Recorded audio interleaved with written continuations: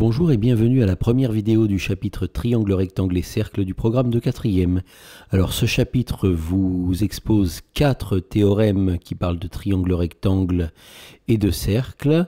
Sur ces 4 vidéos, sur chacune des 4 vidéos de ce chapitre, je vous montre comment on arrive à un théorème et je vous explique un petit peu son utilité dans les exercices. Bien. On va parler d'abord d'angle inscrit interceptant un diamètre. Donc, qui dit diamètre dit cercle. Vous allez tracer un cercle, prendre un diamètre AB de ce cercle absolument où vous voulez. Je vous rappelle qu'un diamètre, ça passe par le centre du cercle. Placer un point M sur le cercle distinct, ça veut dire différent de A et B, c'est-à-dire autre part sur le cercle. Et vous complétez le triangle ABM et vous devriez remarquer quelque chose. Donc, mettez la pause, faites-le et reprenez.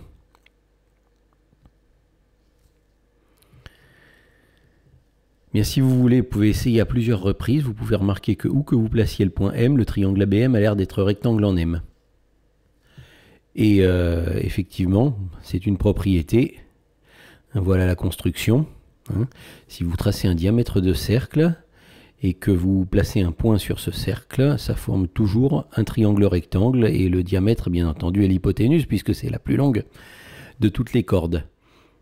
Voilà, donc la propriété géométrique que nous venons de mettre en évidence, c'est, vous pouvez mettre la pause et essayer de l'énoncer. Qu'est-ce qu'on mettrait dans le cadre rouge comme théorème de géométrie qui raconte ça?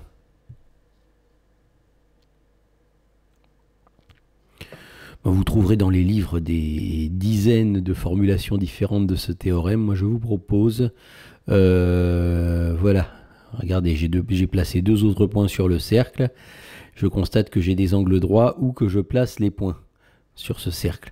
Comme formulation de ce théorème, je vous propose la chose suivante. Le triangle formé par un diamètre de cercle et un point sur ce cercle est rectangle. Et pour ajouter où il est rectangle, vous pouvez ajouter que le diamètre c'est l'hypoténuse. C'est assez normal, à supposer qu'on admette que le triangle soit rectangle. L'hypoténuse c'est le côté le plus long et il n'y a rien de plus long comme corde d'un cercle que le diamètre.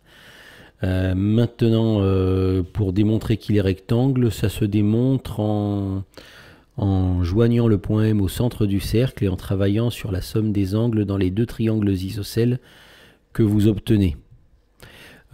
Si vous voulez essayer de le faire, c'est un petit peu délicat, mais c'est technique et on y arrive. Alors, à quoi sert ce théorème? Réfléchissons-y. Donc, le théorème me dit le triangle formé par un diamètre de cercle et un point sur ce cercle est rectangle. Le triangle que je dessine comme ceci, j'aboutis à la conclusion qu'il est rectangle. Donc, ce théorème sert à découvrir des triangles rectangles. Vous y songerez. Quand est-ce que vous songerez à ce théorème? Lorsque une question vous demandera de prouver qu'un triangle est rectangle. Lorsque vous aurez besoin de savoir qu'un triangle est rectangle alors que ce n'est pas donné dans l'énoncé, et que vous aurez un diamètre de cercle dans l'exercice. Très souvent, je dis souvent que dès qu'on voit le mot diamètre dans un énoncé, ça doit faire tilt. C'est pratiquement tout le temps cette propriété-là. Dès que vous voyez le mot diamètre dans un énoncé, pratiquement tout le temps, vous pensez à cette propriété-là. Sauf dans certains cas, en particulier dans la géométrie dans l'espace, où on veut vous faire calculer des volumes ou c'est autre chose qui intervient, mais dans la géométrie plane, quand vous voyez le mot diamètre, c'est cette propriété-là dont il est question pratiquement tout le temps.